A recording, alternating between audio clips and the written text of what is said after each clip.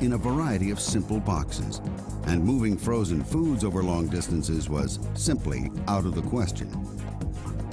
Then, in the late 50s, an American, Malcolm McLean, came up with an idea that would revolutionize world trade. By packing all goods into modular containers similar in design and dimension, they could be easily transported anywhere in the world by road, rail, or sea. As the use of these containers has grown, so has the size of the ships that carry them.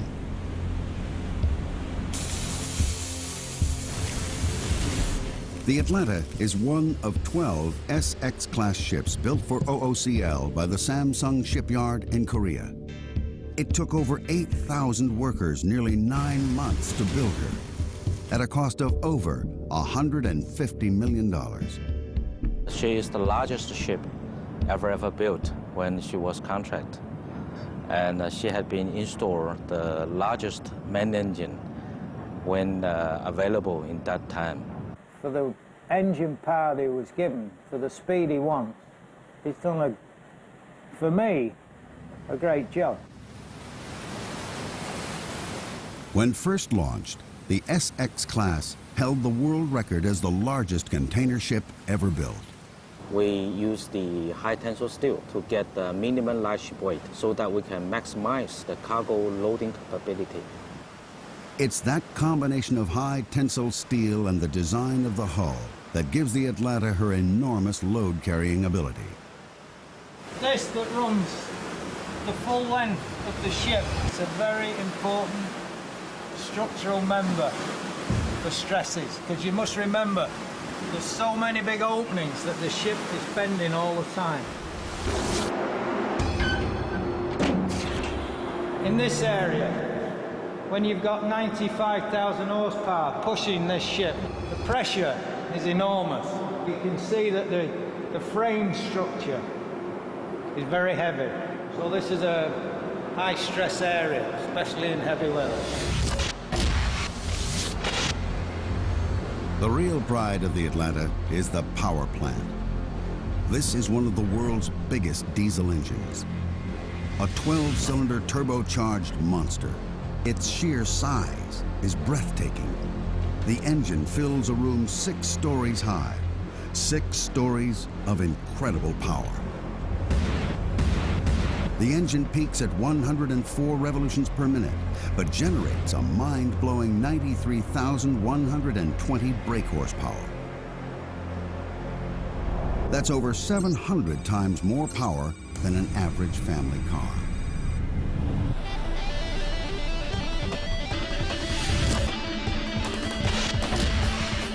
And all that power adds up to one thing: speed through the water.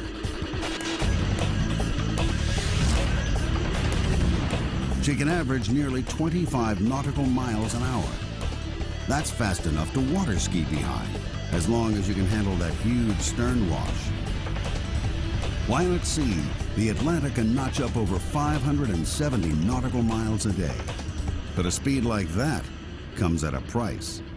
This ship, she burns a lot of fuel. Full speed, she'll burn 230, 240 tons a day. That's a staggering 10 tons of diesel every hour the ship is underway. She may be thirsty, but she's also a clean engine. And that starts with clean fuel.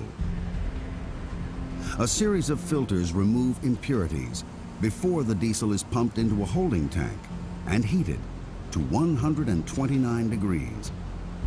Hot fuel and gas is an explosive mix.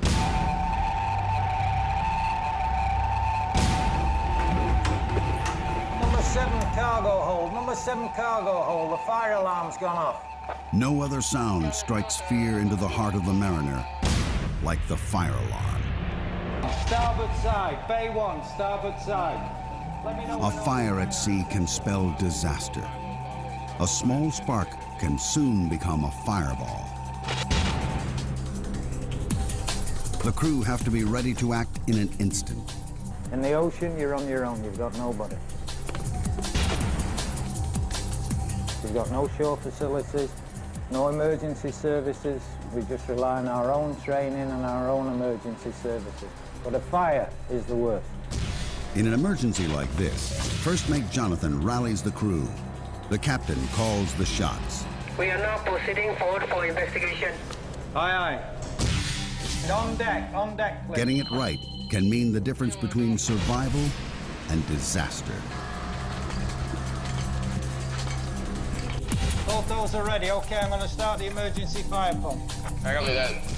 The crew have to work together closely.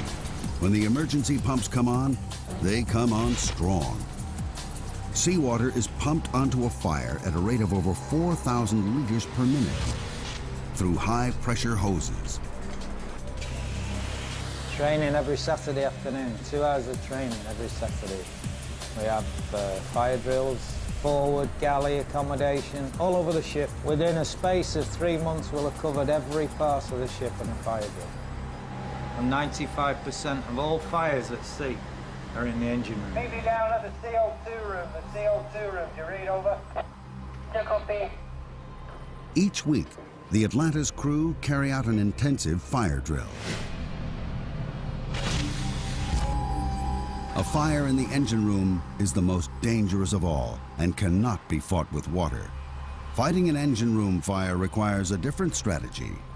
This room is filled with hundreds of bottles of carbon dioxide, which can be directed automatically to the engine room via a network of sprinkler systems, starving the fire of oxygen.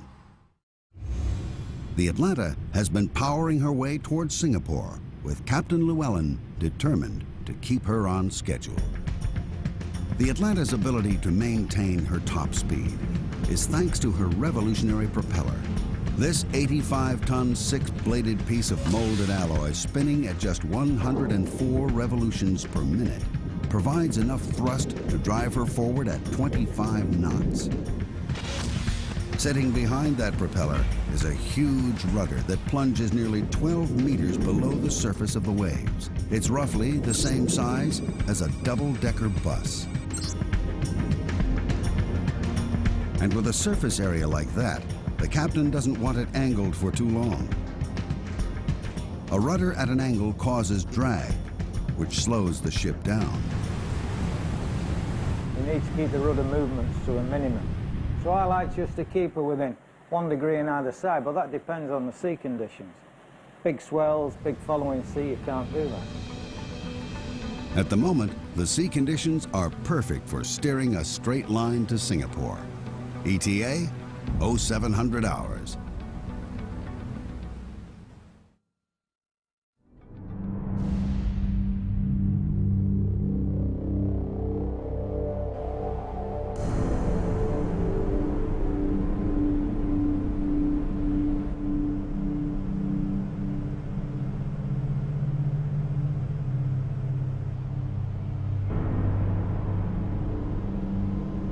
The first sign that the Atlanta's getting closer to port is the sudden increase in sea traffic. 1, 2, 3, 4, 5, 6. One of the problems with being a giant is avoiding the dwarves of the ocean. For the captain, arrival at port is one of the most stressful parts of the journey. He has to be ready to react in an instant. Well, it's his job to keep out of my way, but he's not moving, you see. He's still coming across. Now he's going round. Now he's going to come across my stern. It's going to be a long day for the captain and his crew. Getting into port is just the first hurdle. It's the end of, not the end of the working day, but it's because we got cargo work straight away after. But it's the end of the problems in the Singapore Straits. So we can relax on the engine tested head on the stern. While the captain maneuvers the Atlanta carefully closer to port, 2,500 kilometers away, another key individual is frantically working behind the scenes.